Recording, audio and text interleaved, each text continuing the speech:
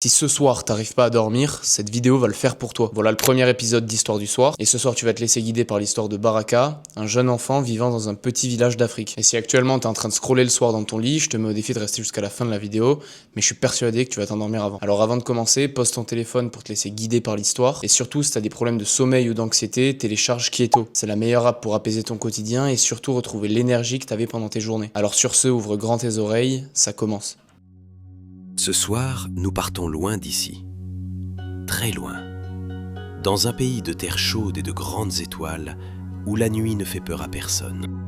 Dans un petit village posé au milieu de la savane, tout le monde dort déjà.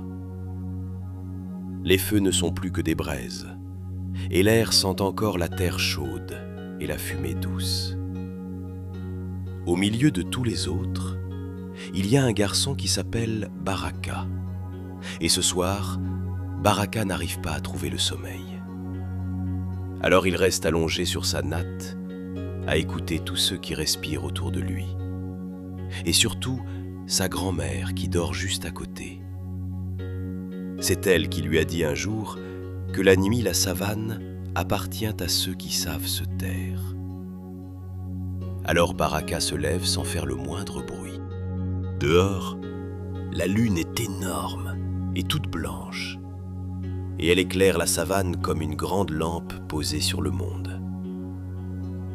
Baraka pose ses pieds nus sur la terre encore tiède du soleil de la journée, et devant lui, les hautes herbes argentées brillent, à peine remuées par un souffle de vent. Il avance tout doucement, en les laissant lui caresser les jambes.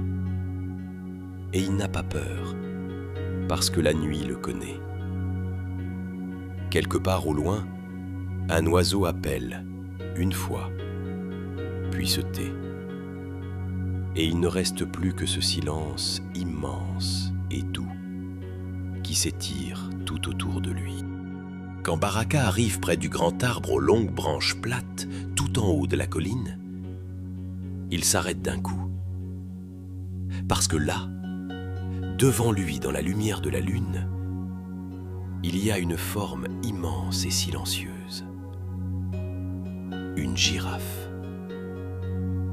Elle se tient là, tranquille sous les étoiles, son long cou dressé vers le ciel. Et elle attrape sans se presser les feuilles tout en haut de l'arbre. Baraka ne bouge plus et retient même sa respiration.